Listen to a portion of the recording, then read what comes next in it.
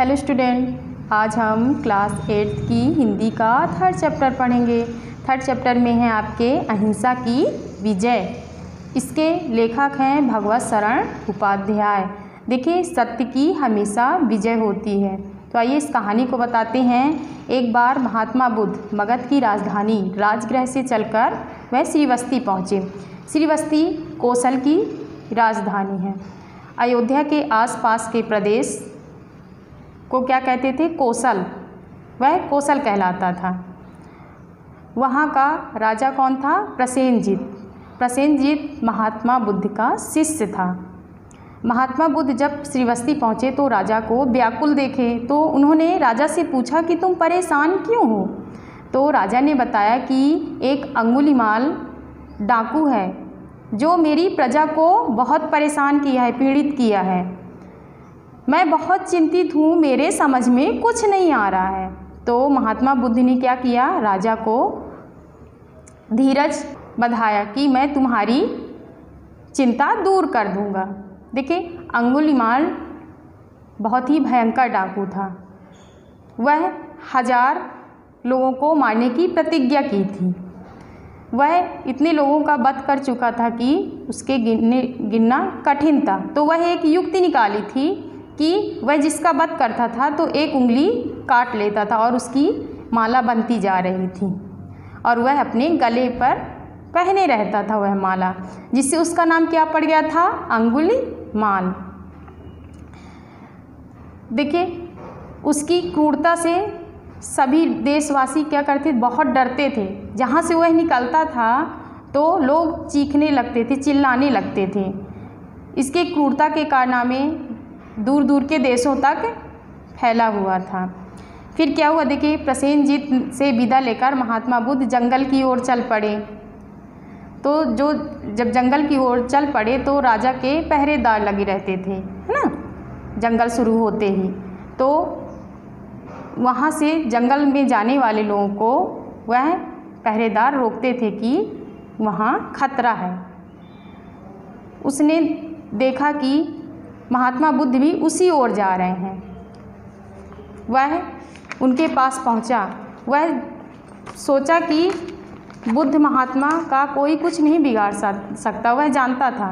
लेकिन वह अपना कर्तव्य निभाया और महात्मा बुद्ध के चरण पकड़कर कहा कि महाराज, आप उधर मत जाइए, वहाँ अंगुलीमाल डाकू रहता है और आपके प्राणों को खतरा है। तो देखिए, महात्मा बुद्ध ने क्या किया? उन्होंने पहरेदार के सिर पर हाथ फेरते हुए कहा कि तुम मेरी चिंता मत करो, मुझे कुछ नहीं होगा। फिर क्या हुआ? दोपहर का समय था। चारों ओर क्या थे?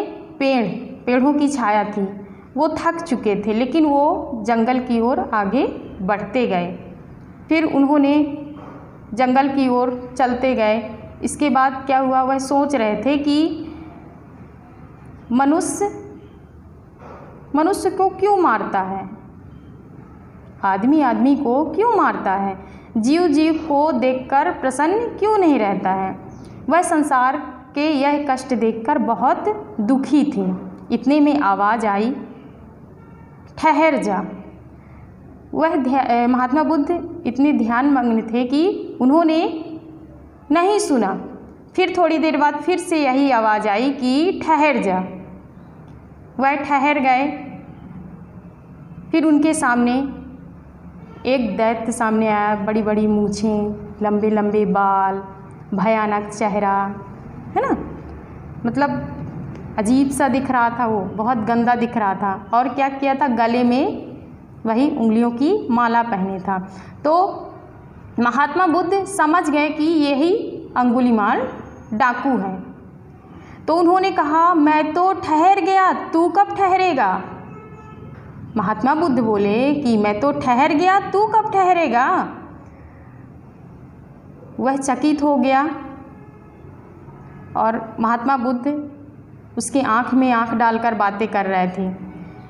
वह सोचा कि मेरे सामने जो आता था उसके मुंह से आवाज़ नहीं निकलती थी, कांपने लगता था, लेकिन इसकी नज़र में तो डर ही नहीं है और यह मुस्कुरा रहा है। यह कौन है? बोले कि यह कौन है।